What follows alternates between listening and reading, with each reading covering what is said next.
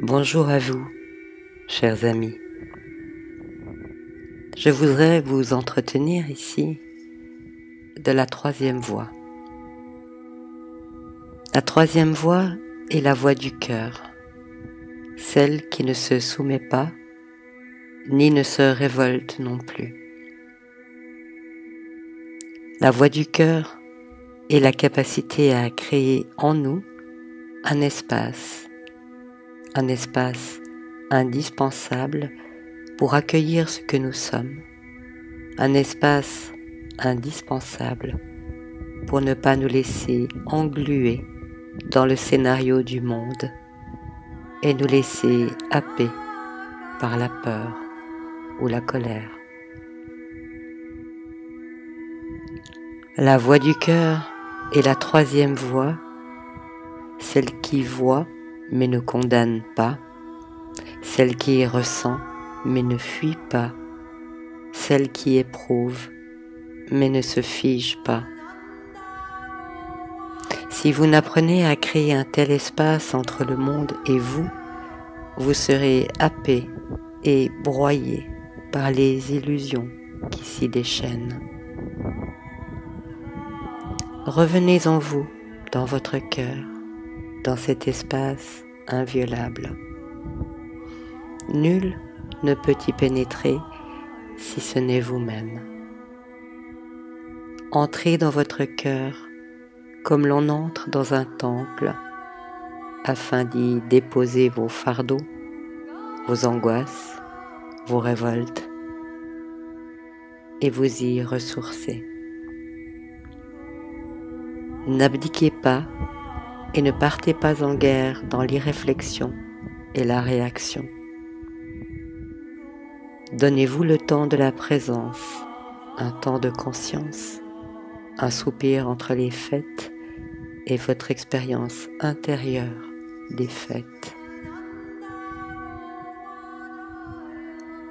Laissez-vous ce temps pour ne pas devenir inconsciemment ce que vous condamnez au dehors de vous, car vous entretenez alors le jeu illusoire qui est mis en place. N'y répondez pas afin de vous donner le choix authentique d'une réponse adaptée. Ce qui nous fait réagir nous indique ce que nous avons à pacifier en nous afin de passer de la réaction à l'action. Mais tout d'abord, le calme, la pacification intérieure. Je voudrais ici vous parler d'un secret. Lorsque nous regagnons la crèche de notre cœur, nous sommes aptes à éveiller l'observateur en nous.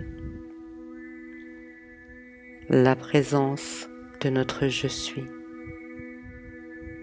Dans le silence et l'espace de notre cœur, nous prenons de la hauteur et nous apprenons à tout voir avec détachement, tel l'aigle volant sans bruit dans la pureté du ciel. Nous ne sommes plus influencés par le théâtre d'ombre qui se déroule dans le monde. Nous abandonnons les projections mentales afin de nous ressourcer dans l'instant, dans ce moment éternel de la présence.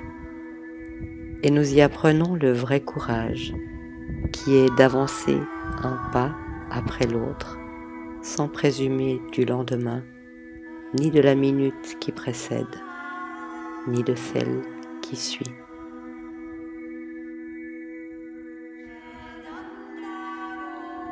Le courage est l'épreuve du pas à pas.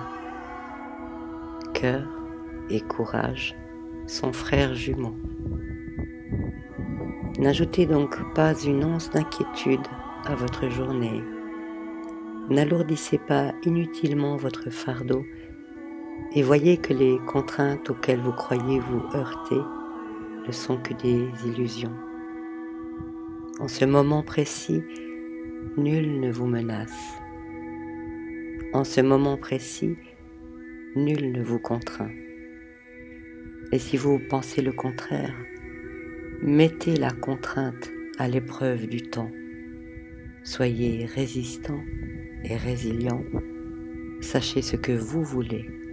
Mettez-y votre cœur et laissez ce que vous ne voulez pas se dissoudre sans vous y accrocher. Tout ce que vous relâchez va s'effacer. Le monde que vous ne voulez plus, ne le nourrissez plus, tournez-lui le dos et commencez à œuvrer pour ce que vous voulez vraiment. Souvenez-vous que la véritable liberté est intérieure, elle procède du cœur. Un cœur en paix, qui sait ce qu'il veut, ne peut être contraint. Vous l'aviez juste oublié. Laissez le monde aller à lui-même et vous, revenez à vous-même. Nous nous croyons impuissants parce que nous avons oublié cette vérité, que le cœur est tout-puissant parce qu'il abrite la présence qui nous nourrit.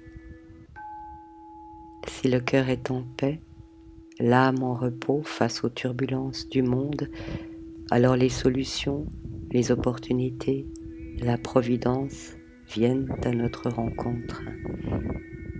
Il ne peut en être autrement, puisque c'est la présence au cœur de notre cœur qui crée notre réalité. Alors, nous pouvons agir en tant que créateurs et croire en ce que nous sommes en train de construire, un pas après l'autre.